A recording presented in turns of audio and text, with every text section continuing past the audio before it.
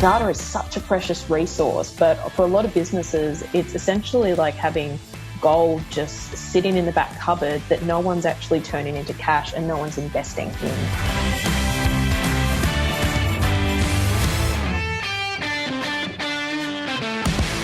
Welcome to episode 232 of the industry's leading business podcast for fitness owners and managers.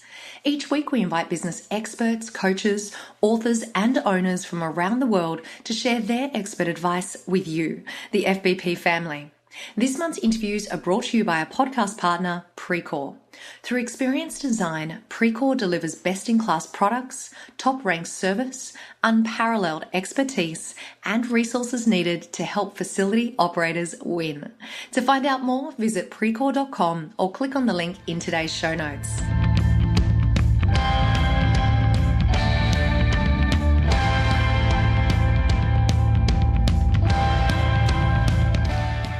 Hi everyone, and a very warm welcome to this week's show. Today I'm joined by Gemma Anderson, the Head of Performance and Growth at Deakin University. Gemma has a background as a digital strategist, having worked with brands including Holden, Jetstar and Specsavers, and her work has received global and local awards. In fact, in 2016, Gemma was recognised by B&amp magazine as the most influential person in marketing under 30. Gemma is also one of the featured speakers at the Fitness Industry Technology Summit that is happening in Sydney, Australia on July 25th and 26th in 2019. During the event, Gemma will be speaking on lessons learned in data-driven marketing. And we are lucky enough to have her join us today for a bit of a sneak peek about that very topic. So during today's interview, you're going to hear us chat about the type of data that a business might collect, how marketers can get better use out of their data. Gemma shares a case study where a business has used data to deliver cross-channel experiences. We chat about some common mistakes that businesses make when using data in their marketing. And to finish off, Gemma shares the 3 most important steps to set up your marketing to make the most out of data and technology. Now, once you've listened to Gemma speak today, I'm certain that you're going to want to hear her speak live at the Fitness Industry Technology Summit. So, 2 things you can do. There's a link in the show notes at fitnessbusinesspodcast.com. Otherwise, you can go direct to fitnessindustrytechsummit.com.au and you can register there. Most importantly, if you use the code ACTIVE, ACTIVE, you're going to save $100 on your registration. So one more time, you can head to fitnessbusinesspodcast.com or go directly to fitnessindustrytechsummit.com.au to register. We're about to hear this week's interview with Gemma, but first, a big thank you to our podcast partner, Precor. Precor understands that experience matters when it comes to selecting the right fitness supplier for your facility. That's why they're celebrating their proven expertise in experience-driven design, the industry's highest resale value backed by top-tier US manufacturing, and the industry's highest rated customer support team. Find out how Precor can provide you the total solution approach to fit your needs. Head over to precor.com/total-solutions. That's precor.com/total-solutions.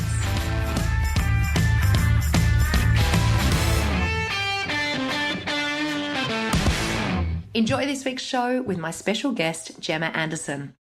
Gemma, a very warm welcome along. It is great to have you join us today. Thank you very much. Happy to be here. So as I mentioned earlier, we're talking about lessons learned in data-driven marketing. So can you start off by sharing some typical examples of the type of data that a business might collect? Look, I think the exciting thing about technology these days is pretty much everything is measurable as long as you set up systems to collect it. And I think for a business, you could collect anything from how many times a week every member is going to the gym, how long they've spent there, what they did whilst they were there. If they were absent, was it due to sickness, traveling, or are they losing interest? Are they starting to train with a competitor? When they do train, are they training with a friend, a partner, or alone? That's all the data that a business can collect upon their customers. It's just going to be a case of if they've actually set themselves up to be in a position to collect that type of information. And I think this is where data and technology sometimes can be a bit of a catch-22 because you can collect all that information, but should you collect it? And are you actually going to get value from it? So I think when it comes to data, technology, and data-driven marketing, it's really important that businesses actually sit back and reflect upon what they actually need to know about their potential and current customers, what they would do that information if they had it. Is it actually going to inform how they're measuring effectiveness? Is it going to identify new opportunities? Or are they actually going to use that to deliver better experiences? So I think when it comes to data and the type of things we collect, at the end of the day, you're pretty much just limited by your imagination and your budget to some extent. It's just a case of having a plan around it. Give us a bit of an insight into how we as business owners or as marketers can actually get the best use out of that data that we do collect. So the first thing I'd recommend any business do is start to do reporting. The amount of times I have looked at the work I'm doing and had a question and tried to do a report, and it's only through by having that question and doing that report that I've understood that the data's not there or it's not captured in a way that's meaningful or structured, has really enabled me to reflect upon the fact that I'm not collecting the data that I need. So I would always recommend that businesses should really start off by making sure that they're doing reporting, because that's actually going to start to identify where there is actual gaps in the data that they're collecting. I guess the other thing when it comes to getting better use out of the data is I think it's really important to reflect upon the experiences that you're currently delivering to your customers and also to your prospective customers as well. Because if it's one size fits all, the challenge is, can you do better to that? Like, are you sending the same email to new customers as you do to people who've been with you for 3 years? Is all of your advertising the same regardless of who's receiving it? And I think it's an opportunity to reflect upon those channels and think about how you would make those experiences a lot more tailored. And once you have an idea of what those experiences actually look like, using your data to deliver those better experiences. So, for example, if I walk into a coffee shop, like most baristas know if it's an occasional customer, if it's a regular who comes in every day. And if it's a regular customer, I want them to know that they're appreciated so they feel a sense of loyalty and they keep coming back. So when they come in, I want to greet them by their name. I want to know what they have so that they don't have to tell me. I can just be like, yep, I know it's Mary. I know she always gets a soy latte with 1 sugar, done, easy, and retain that loyalty. The challenge when you actually come into online is you don't have that person manning the coffee machine every day who learns to recognize people, recognize faces, and build those relationships. So from a marketing perspective, we're reliant upon data and our digital systems to identify that it's Mary and understand that I want to change the experience that I'm giving to Mary versus I'm giving to Joan. So I think that when it comes to getting that better use of the data, it's always about sitting back and going, how would I change the experience I'm delivering based upon what I know about someone? And then starting to think about what that looks like from a creative and a customer experience perspective. And then looking at the data in terms of, well, how can I leverage that data in order to deliver and tailor those experiences? Gemma, I think that we can all agree that tailoring those messages to our customers and to our prospects is something that we all should be doing and we probably all want to do.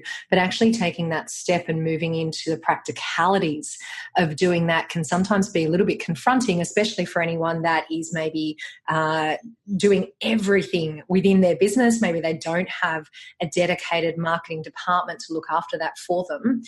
Can you give us any tips around particular systems that would make that process easier for us, or really any advice that you can share with any of the listeners just to kind of simplify that process of actually tailoring the messages and getting those out to our customers? What I would say is always start small. I think there's a lot of people who perhaps might not have a marketing background or might be a little bit intimidated by technology who think that means that they can't do it. Fact is, we're all people. We interact with people. We know our customers. So sometimes the amount of insights that someone has just by understanding, who the people they're trying to attract and the people they're interacting are can actually go a lot further than someone who has a lot of digital and data experience. So I think sometimes the best advice I'd give is don't be intimidated by it. It actually can be a lot more simpler and common sense that people appreciate or understand. And I think when it comes to systems, look, in terms of systems, there's a lot of really, really great stuff out there. It just mainly depends upon which channel is going to deliver the best returns for you. I would recommend that people start with email. I think email is such a powerful channel. If I had $1 left to spend on my marketing, I would spend it on email. And the amount of gains I've seen both businesses I've worked for, but also clients I've consulted with, in terms of the gains they've gotten through personalizing their emails is phenomenal. And the great thing about email is that you've got some really great providers out there in terms of MailChimp and HubSpot. There's a lot of options out there with actually have quite advanced systems at very cost-effective prices. So I think that's a really great place to start. That is great advice, Gemma. Thank you so much. I was hoping now you might be able to actually share with us a case study where a business has used data to deliver cross-channel experiences.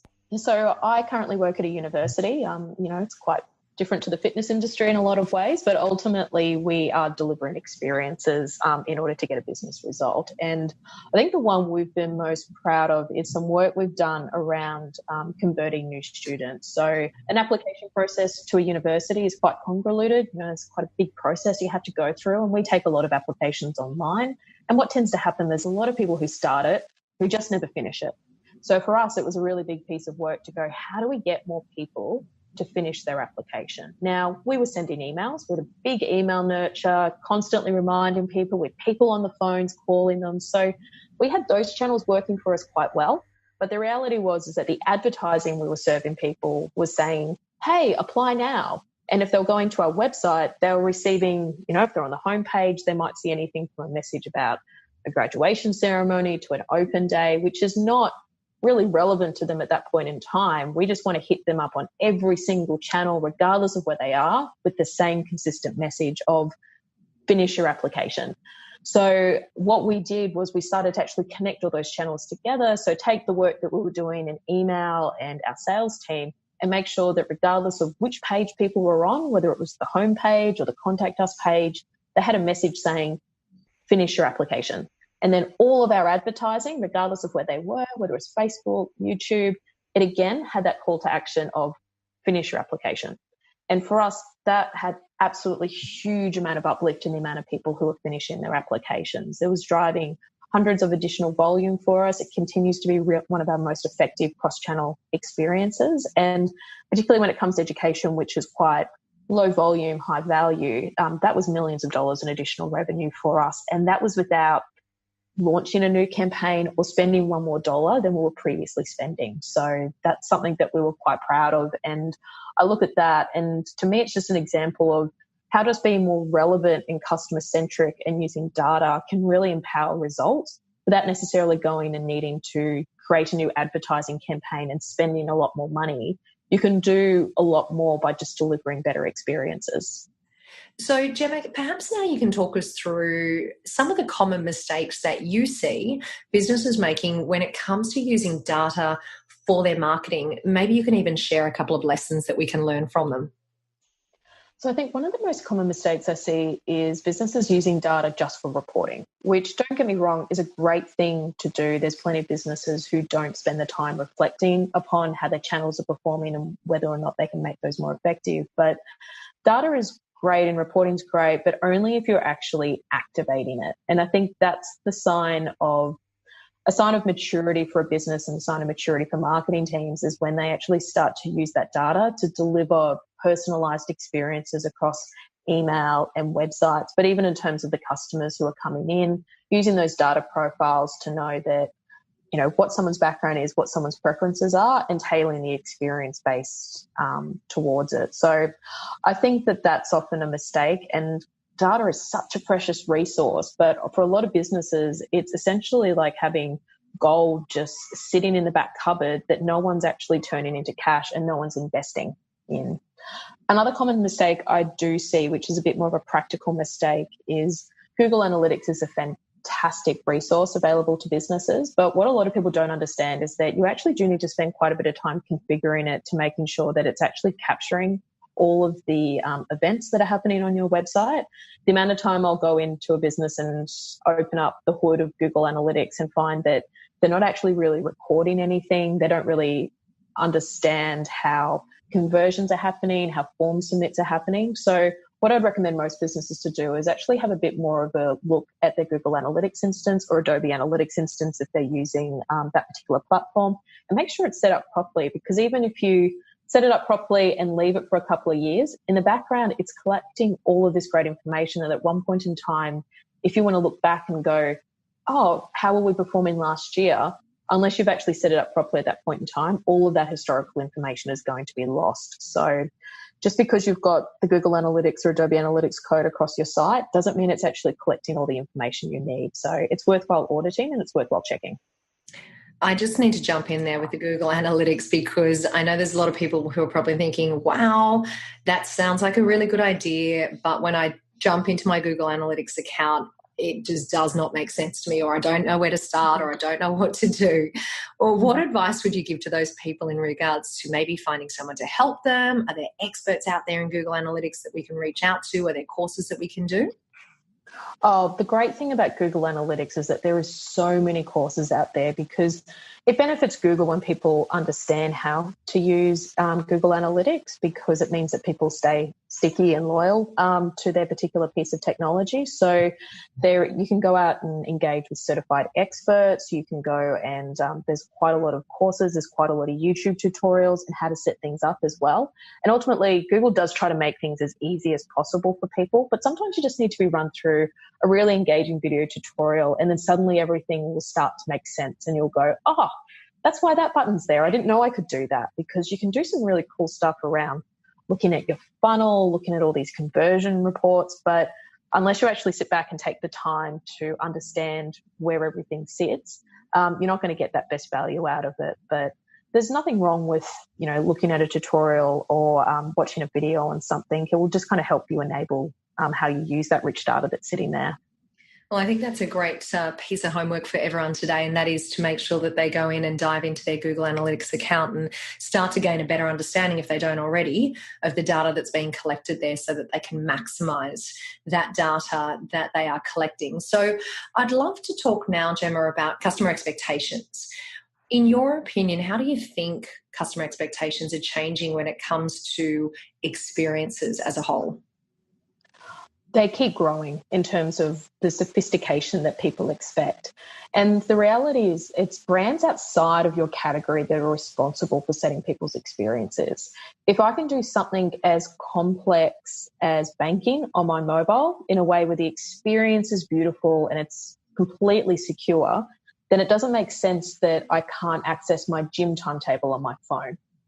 And it's easy for us as business owners and marketers to sit back and go, oh, but that's time and that's effort and it's hard to do. But from a customer perspective, they're just sitting back going, but if I can do this, and if my bank can offer this experience, or if Uber can offer this experience, or Apple can offer this experience, why can't you offer that experience? They don't really distinguish between the time and the effort it takes to deliver those things. They just expect that if they can get it here, they should be able to get it there.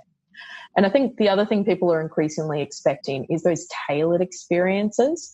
People don't want to be treated like everyone else. They feel that they are showing you who they are. They feel that they're communicating what they want through their behaviors, and they expect businesses to respond to those. So if I've just signed up to a gym and then I go to their website and the first thing I see is a pop-up advertising a sign-up offer that's better than what I paid, that's a really bad experience. And as a customer, I expect not to see that, because that's just going to make me annoyed. And if you send me an email about new class times for Pilates, when I exclusively use the weight system, that's a bad experience. I expect you to know me better. And I think that's the big thing that's changing. And it is, it's a struggle, and it's a lot of time and effort for businesses to start to create those one-to-one experiences. But the reality is that's what people are expecting. And if your service is great and so many things about your business are great, but someone else can do the same thing you're doing, but do that in a more tailored and personalized way, they're going to switch and they're going to feel more loyal to that business, because they'll feel that that business knows them better than you did. And it's through those one-on-one experiences that we actually start to create relationships as well. When it comes to brand loyalty, there's a lot of studies around it. Some of them contradict themselves, but ultimately the main message out there is that the generation that's coming through is a lot less loyal to brands than generations past, because they know that brands aren't loyal to them. So why would they exchange that loyalty? But there is still opportunities to create those relationships, but that starts off with actually knowing people and tailoring those experiences as well. Great examples there, Gemma. Thank you so much. So we are now into our Fitbispiration, the final section of our chat for today. Can you tell us the 3 most important steps to set up your marketing in order to make the most out of data and technology? We're about to hear that Fitbispiration from Gemma, but first here's a message from our friends from Loud Rumour. Advertising is not expensive. Obscurity is. Being unknown in your own community. And for just $99 a month, you can put an end to all of that. Loud Rumor has worked with over 1,500 fitness studios all over the world. And for only $99, we'll teach you step by step how to run ad campaigns like some of the largest fitness franchises on the planet. To learn more and get a bunch of sample training videos, go to loudrumorvt.com. Again, that's loudrumorvt.com. Now back to this week's Fitbispiration with Gemma. The first step I'd recommend is that as great as data and technology are, the customer has to come first. So the first thing I would do is think about your customer or think about your prospective customer and what sort of experiences you would deliver or what sort of communications you would deliver if you understood more about them. Treat it as a creative exercise. Get some people in the room together, brainstorm it up, and then you can answer the question of, well, how are we actually going to use data and technology to deliver on those? Because unless you're starting off with something that's going to add genuine value to the experience, it's not necessarily going to get you the uplifts that you're looking for. The second thing I would say is really be careful about how you label your data.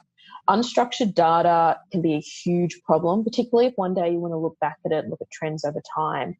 If your naming conventions are confusing, misleading, or conflicting, that can cause issues in the future.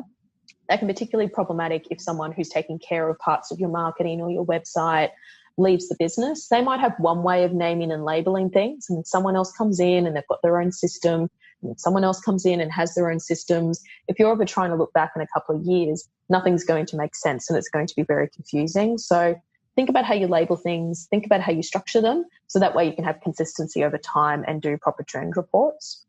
The last thing I would say is constantly look out there in terms of what technology is available when it comes to MarTech. There is some really cool technology out there that can help businesses do some pretty sophisticated stuff really easily. I've just come from a conference where they'll give you a preview of a product that is able to look at charts and automatically generate written analysis of that chart using AI. That's incredible. It's amazing. It's absolutely crazy, incredible, exciting, and scary, and all of those things at once. It was the closest thing I've seen to a standing ovation amongst data nerds. We got very excited about it.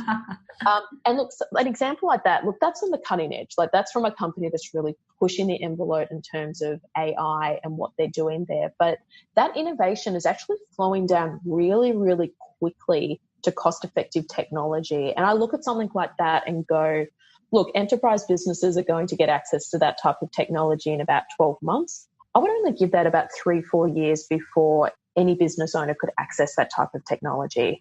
It was only about 2 years ago or so I remember building out a chatbot, and there was no technology I could purchase off the shelf. It was a massive project, expensive, time-consuming, cutting edge at the time. And now you can pay $20 a month to get something off the shelf. So it's amazing how quick things are actually moving. So just keep an eye out, have a look, do some research, type into a search engine, what's the coolest MarTech, and have a bit of a play. There's a lot of free trials out there. So just have a bit of a look, because there's a lot of things that can add a lot of value to the business really quickly and easily. You've just got to keep an eye on what's out there and make sure that it's actually adding value rather than just getting too excited about all the tools as well. Gemma, given that we're all podcast listeners here, are there any great podcasts that you would recommend that we could follow to keep an ear out about marketing technology, or newsletters or blogs, anything that you'd recommend that we could maybe sign up to, subscribe to? Oh, that's a really good question. What do I look at for those types of product announcements?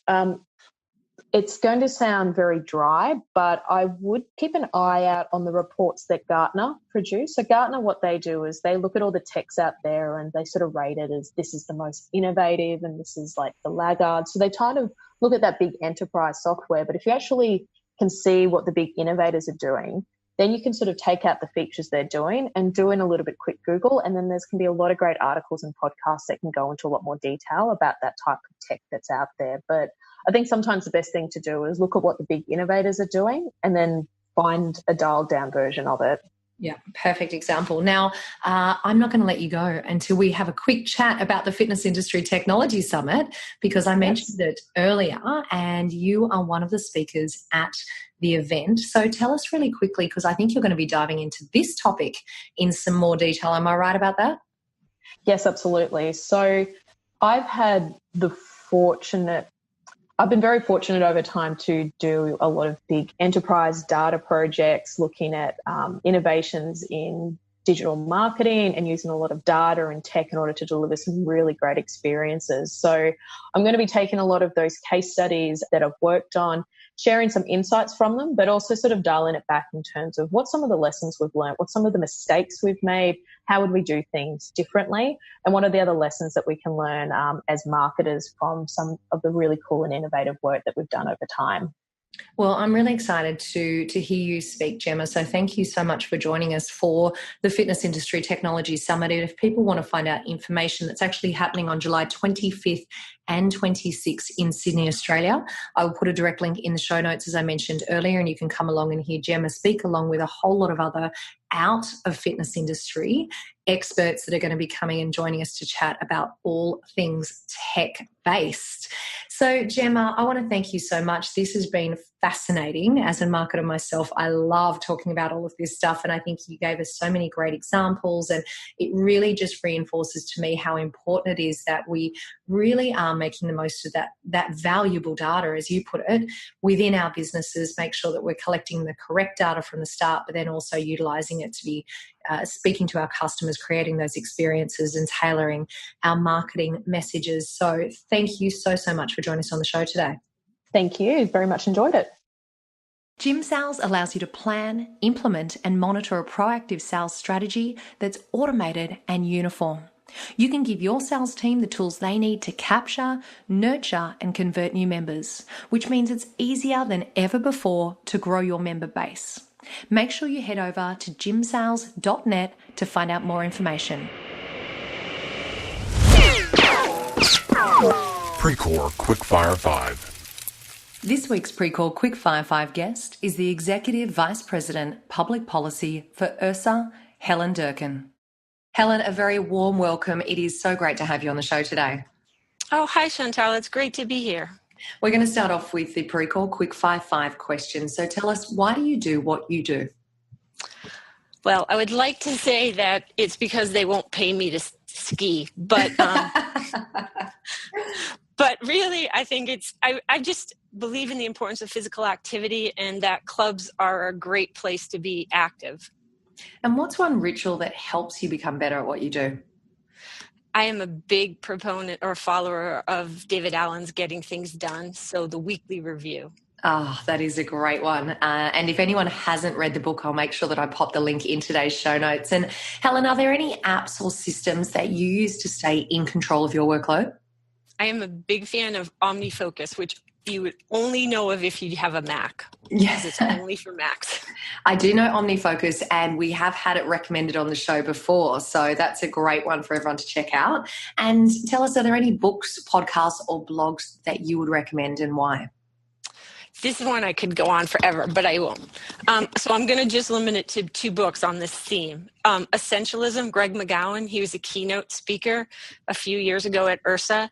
And Cal Newport, Deep Work. If you care at all about GTD, efficiency, and sort of getting the right things done, I think those are really 2 important books. They're great recommendations. I think we have had Essentialism recommended before, but not the second one. So I'll grab links for both of them for the show notes. And just give us a really brief overview about the topic that we're going to be talking about during your main interview. I guess the topic could fall into what I'm kind of calling increasingly like a regulatory tsunami that's coming at the club industry. It's very broad. There's a lot of things that impact it. And we're going to just take a look at the slice of what's coming at clubs. Yeah, Helen, I think this is such an important topic, and I'm really grateful that you would take the time to come on and talk to us about this, because it is something that we need to be aware of. It's something we can't hide from, and I think the more information that we all have around this subject, the better. So I'm really looking forward to your main interview. Thank you for joining us for the Pre-Call Quickfire 5 today. You're welcome. Thank you for joining me for this week's episode. And remember, a link to the resources and all of today's show notes can be found at fitnessbusinesspodcast.com. I want to thank our foundation partner, Active Management. As a listener of the show, you have a special opportunity to work with JT. You can get one free session when you buy one coaching session. No matter where you are in the world, technology allows you to work with him. All you need to do is go to activemgmt.com.au/FBP family and work with JT to get more people moving and moving more often. So one more time, that is one free session when you buy one coaching session, and it's exclusive for you. Go to activemgmt.com.au/FBP family. Thank you all so much for joining me once again today. And remember, what you leave behind is not what's engraved in stone monuments, but what is woven into the lives of others.